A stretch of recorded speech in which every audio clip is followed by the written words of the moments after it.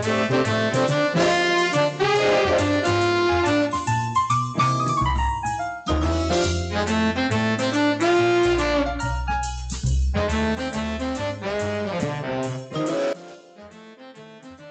pemirsa Suyanto.id, ketemu lagi dengan channel Anda, channel untuk berbagi pengetahuan dan belajar sepanjang hayat.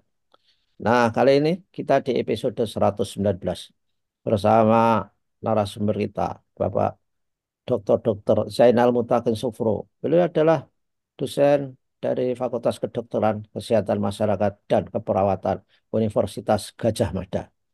Di episode 119 ini, kita akan membicarakan fenomena yang dialami oleh banyak orang dan ini kebetulan ditanyakan oleh pendengar kita, yaitu soal gatel-gatel di tubuh ya dimanapun terjadi, entah di punggung dan di daerah kaki, paha, terutama yang menjengkelkan kalau terjadi di daerah yang tidak bisa dijangkau untuk digaruk-garuk. Nah, dia jengkel itu. Dan juga kedutan misalnya. Ada juga yang merasa terganggu dengan kedutan itu. Nah, ini fenomena apa akan kita bahas. Jangan lupa ya, klik subscribe dan berbagi uh, YouTube ini, berbagi video ini kepada sanak saudara. Kalau YouTube ini sampai ke tangan saudara, ini adalah berkat editor channel kita, Mas Heri Teguh Wiono, yang ada di SMP Negeri 2 Karanganyar di Kabupaten Ngawi.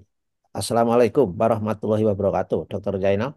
Waalaikumsalam warahmatullahi wabarakatuh. Ya dok, tadi saya kemukakan ada pertanyaan pemirsa kita mengenai gatal-gatal dan kedutan itu mengganggu. Kalau saya dulu kedutan itu merupakan indikator. Kalau kedutan di lengan kiri, insya Allah hari berikutnya 2 hari dapat uang, Dok. Tapi Masya Allah. ada yang netizen ini nggak terganggu, sudah kedutan nggak dapat uang. Jadi fenomena apa dok? Gatal-gatal dan kedutan dok. Ada agak ilmunya ini. Iya, Maturun, Prof. Jadi antara gatal dan kedutan tentunya berbeda ya. Iya. Nah, mudah tentunya ya. Nah, mulai dari gatal sendiri, Prof. Ya, ini adalah membangunkan kesadaran bahwa ternyata kita punya kulit ya, Prof ya. Iya, bukan sekedar tembok. Betul, Prof. Ya, jadi tubuh kita ini sebetulnya selalu dilindungi oleh kulit yang sangat luas, ya. Bahkan kita bisa menggunakan sebagai indikator berapa power seseorang, ya. Bisa kita lihat dari luas permukaan badannya tadi. Ya. Nah, tapi kalau kita bicara masalah gatal itu kan sebetulnya satu fenomena satu rumpun dengan nyeri, dengan panas, ya, yang kita rasakan. Ya. Yang perlu dicatat, Prof, kalau kita istilahnya Prof mau belajar sampai ke hulunya, Prof, Ya, ya. dan ke perifernya, ya. Fair, Jadi, ya. sebetulnya kulit kita itu dibanjiri oleh apa yang kita namakan sel mast, ya. Sel, Sel sel mast, bahasa Inggrisnya mast cell, sel, sel, MAST, sel masif. MAST, Prof. Oh, MAST. Oh, mas. MAST, mast, ya, mast cell. Dan itu di dalam sel itu dilengkapi perlengkapan yang luar biasa, Prof. Wah, ya, ya, ya. Dalam bentuk namanya granul. Nih. Hmm. Granul itu seperti serbuk gitu loh, Prof. Ya.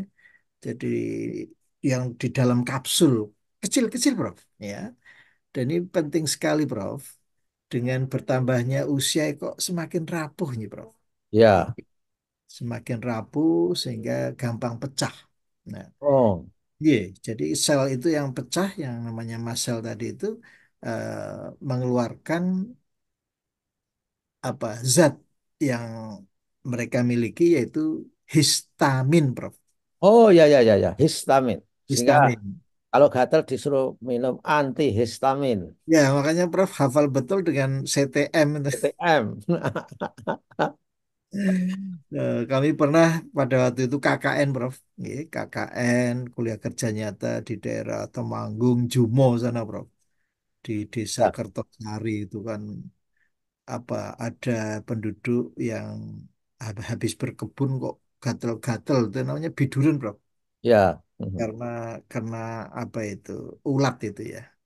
Alhamdulillah walaupun masih istilahnya apa ya sarjana kedokteran, kami bawa itu CTM tadi, Bro. Iya. Nah, kita berikan setengah tablet saja, Bro. Oh ya. Alhamdulillah langsung hilang gatalnya dan kami dapat hadiah telur satu kantong itu. Subhanallah. Ah, Jadi ah, CTM harganya berapa itu paling, Bro? 5 rupiah. Subhanallah. ya, itulah mahalnya pengetahuan dan ilmu, Dok. Luar biasa, Bro. Ternyata manfaatnya bagi masyarakat luar biasa. Nah, Ini Dok, pertanyaannya, mast cell itu pecah. Itu akibat dari gangguan metabolisme atau karena terbentur atau apa gitu, Dok. Biasanya atau karena usianya sudah harus saatnya pecah. ini pernyataan dan pertanyaan sekaligus yang bagus. Jadi dengan bertambahnya usia itu kan rapuh, Bro. Oh, rapuh nih. Ini mudah sekali pecah sehingga ya gampang sekali gatel lah ini. Kalau dulu Prof ketika masa kanak-kanak kan kita punya abu abu apa itu Prof? Kalau habis digunakan di dapur itu loh Prof. Abu gosok itu loh. Oh ya ya ya, Bu ya. Nah itu kan bisa ditaruh di sapu tangan atau di Ya ya dalam ya. tol ditempel-tempelkan itu Prof. Untuk kompres. Ya. Untuk supaya menghilangkan rasa gatal tadi. Sehingga menjadi catatan justru Prof dari apa yang disampaikan Prof tadi. Justru di dunia kedokteran tuh pantangan tuh hanya dua loh Prof. Ya ya. Kalau gatal jangan digaruk, Dok. kalau mata jangan dikucek. Wah, Nah, aduh, saya nggak bisa menghindari itu, Dok. Jadi lah, karena di sudut itu gatel kan, dan saya tidak tahu itu karena gatelnya itu ataukah karena defisit air mata sehingga saya beli air mata buatan itu. Setelah itu tetesi agak lumayan. iya, iya, iya. Jadi Dan ini just monggo itu Prof. bedanya apa, Dok, yang apa mast sel pecah jadi histamin dengan alergi itu juga definisi alergi seperti itu. Eh, jadi alergi juga begitu, Prof. Jadi kalau kita makan misalnya udang atau ikan-ikan itu kan kemudian kok biduren ya, jadi gatel atau urtikaria. Itu karena pecahnya tadi eh, Oh. granul-granul tadi sehingga menyebabkan Nah, gatal. karena udang itu bisa membuat mast selnya itu pecah granul-granulnya. Betul, iya. Jadi itu menjadi. Tapi yang cerdik itu ya sebelum makan terus minum antihistamin dulu, Bro. Disongsong, Dok, disongsong. Iya, aman, aman, aman, insya Allah. Justru pengetahuan ini penting, Bro, terutama bagi dokter ya. Itu kalau nyuntik itu, Bro. Itu kalau kita tidak persiapkan jauh-jauh antihistamin, bahaya, Bro. Oh, Jadi konsekuensi berani nyuntik, ya nyuntik itu kan tidak semuanya bahannya bisa diterima oleh tubuh, Bro. Gitu. hmm. Itu nanti bisa memberikan respon masif, Bro. Yang tadi Prof sudah ngendiko. Jadi yang pecah tidak hanya satu dua, tapi seluruh badan, Bro. Wah, iya, iya, Yang iya. menjadikan apa yang kita namakan shock anafilaktik, Prof. Shock anafilatik. Anafilaktik. Jadi Anafilatik. Ya. itu life threatening, Prof. Jadi Wow, habis disuntik langsung nyawa bisa hilang, Prof. iya, Iya. iya. Jadi Nah, kalau Dok, itu kan apa? Kalau apa selnya yang pecah di kulit, bisa nggak seperti alergi atau di paru-paru, di jantung itu? Jarang ya? iya, yang banyak ya di kulit Kulit. lah. Iya. Tapi respon alerginya, Prof, ya itu tidak hanya di kulit. Kata seperti yang Prof tadi sampaikan, bisa menjadikan nafas jadi sesek, ya, gangguan pencernaan. Kemudian yang paling berbahaya itu, Prof, yang menjadikan tekanan darah itu turun secara drastis, Prof. Alergi itu ya. Karena shock anafilaktik, karena Shock. alerginya tadi, Prof. Nah, maka biasanya kalau kita berani nyuntik, Prof, itu harus membawa 3 obat sekaligus injeksi. Hmm. Jadi bisa pertama tadi antihistamin, kemudian juga adrenalin, dan yang terakhir kortikosteroid. Ini diberikan dalam waktu serentak, Prof. Oh, dicampur dok atau sendiri-sendiri? Sendiri-sendiri untuk menyelamatkan life threatening tadi, ancaman kehilangan nyawa tadi, bro. Ya, Alhamdulillah sebagai seorang dokter berkali-kali alhamdulillah pasien terselamatkan, Prof. ya, Baik ya.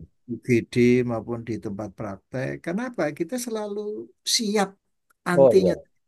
Jadi di dokter misalnya di UGD Iya, setelah nyuntik orang itu kan prediksi alergi ada. Saya harus siap dengan antihistami segala macam itu dok. betul tiga obat sekaligus, tiga obat. Jadi antihistamin, adrenalin, dan kortikosteroid. Nah, ini bisa menyelamatkan jiwa, Bro. Oh, kalau Oh. kita tidak bawa apa-apa, keduluan malaikat Israel nanti. Ya, jadi ini penting. Luar biasa. Nah, dok, yang gatel biasa, ya yang datang misalnya di boyok yang sulit dijangkau, itu kan mungkin tidak terlalu life threatening dan bahkan tidak life threatening. Persis. Ketika dia hanya individual, ah rasa gatel aja. Itu nggak Persis. boleh digaruk dok sebetulnya. Minta maaf, Prof. Garuan itu pertama dari kuku-kuku kita ini tidak ada yang menjamin kalau bebas dari kuman, toh, Prof. Oke. Kemudian setelah digaruk itu memberi peluang lebih luas untuk masuknya kuman-kuman. Jadi nanti bisa menjadikan infeksi. Maka ada istilah dalam bahasa Inggris, Prof. Ya, Infeksi itu selalu dicari tempat masuknya dari mana toh? ya, Itu ya. namanya port de entry. Ya, terus Kode. ya, jadi masuknya itu di mana nih? Dilacak betul itu. Ya, jadi sekali lagi ketika kita menggaruk itu berarti membuka seluas-luasnya untuk bakteri atau kuman-kuman yang tadinya bertetangga, Prof. Nah, kalau Prof kan selalu mengaitkan tetangga dengan iman ya. Tidak sempurna iman seseorang kalau kita dengan tetangga belum baik, toh. Nah, ini Ayo, sebetulnya ayo, kulit ini. bahu dok. Nah, itu dinafsihin nanti. Nah, jadi Prof, kuman-kuman ini di dalam tubuh, di kulit kita ini sebetulnya tidak terhitung, Prof. Tapi sifatnya komensal, bertetangga, Prof. Tangga. Oh, Begitu kita kondisinya turun, ya, sementara ada kulit-kulit yang karena digaruk tadi itu akhirnya jadi infeksi, Prof. Ini oh, bahaya sekali kalau sudah ada misalnya kadar gulanya yang tinggi, oh gitu. ya. Ini berbahaya sekali. Jadi sekali lagi eh, dua hal, Prof. Jangan digaruk, kalau di mata jangan dicek. Pucat. Nah itu. Ya, terutama bagi yang sudah punya gula. Karena gula itu mengundang. Itu pintu masuk dari berbagai persoalan penyakit dok ya itu. Betul. Nah Dan kalau minta maaf, Prof. Ini masalah kedutan ini mau dicampur atau dipisah, Prof? sekarang dok, kedutan apa dok itu? Jangan. Ya, Subhanallah. Jadi kedutan itu dalam bahasa sainsnya itu tik, ya. Tik, tik, ya. Mengapa istilahnya adalah facial tik, Prof? facial tik. Ya, Facial tik. Jadi itu kedutan di wajah, ya. Jadi sebetulnya ini juga pembelajaran yang bagus, Prof. Kalau kita kembali ke hulunya, ya, ya. yang perifer yang di tepi itu kan hanya kedutannya. Tapi ini sebetulnya, Prof, salah satu pintu masuk untuk kita respect terhadap yang Maha Pencipta. Ya. Jadi kalau di hulu kita teliti, Bro, bahwa adanya gerakan-gerakan itu sebetulnya kan lolos sensor, Bro. Oh, ya, ya, ya, ya, ya. Jadi sebetulnya gerakan tubuh yang tercipta itu selalu diatur sedemikian rupa. Karena otak kita itu, Bro, kalau tidak direm, itu maunya gerak terus, Bro. Oh, ya. Ya, jadi di dalam otak itu namanya ganglia basales, Bro. Hmm. Di ganglia basales itu di bawah korteks itu yang menyaring apakah ini perlu gerakannya diloloskan atau tidak, gitu. Maka munculnya gerakan tuh tiga lapis, Bro. Ada motor loop, gitu, ada motor learning, dan yang terakhir ini emosi, Bro. Oh, oke. Melibatkan limbic system. Ya nun sewu, Bro. Jadi sebetulnya kedutan itu berkaitan dengan emosi seseorang, Prof. Ya, ya, Jadi ya. kalau kita tidak tenang karena tidak punya duit, Prof. Hmm. Alasan kedutan itu. Wah, iya. Terus muncul duit karena cari duit dok. Nah, yang susahnya, Prof, kalau sampai ada pertanyaan, Prof, ya. Bapak wis kedutan durung. Ya itu istri saya dok. Astagfirullah. Selalu tanya begitu. Ya, Subhanallah. Jadi maka sekali lagi Prof, dalam kondisi jiwa yang tidak tenang ya, begitu mudahnya ya, muncul facial tic tadi, kedutan itu tadi Prof. Ya. iya dok. Jadi yang Ya, paling menarik tadi Prof, saya kalau kedutan kiri kok sepertinya mau dapat duit ya. Apakah ini merupakan mekanisme untuk pengamanan Prof? ya, Jadi kalau sudah ada harapan yang positif gitu ya Prof, nah itu kan tenang hatinya Prof. ya, Sehingga nanti ketutupannya bisa hilang.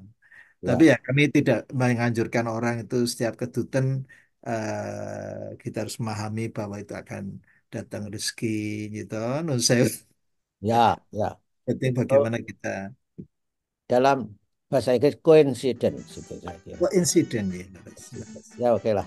Baiklah dok. Terima kasih dok. Ini kita memenuhi pertanyaan netizen. Mudah-mudahan pemirsa kita menerima informasi ini dengan sikap yang lebih arif dan tentu saja ilmiah lah. Jangan kedutan diartikan akan nangis, akan macam-macam.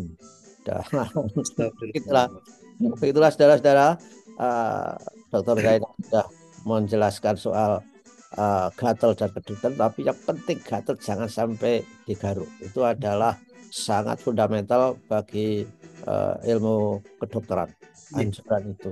Mudah-mudahan kita bisa tahan untuk tidak menggaruk gatal-gatal Harus, kita. Terima harus. kasih dok. Wassalamualaikum warahmatullahi wabarakatuh. Waalaikumsalam warahmatullahi wabarakatuh.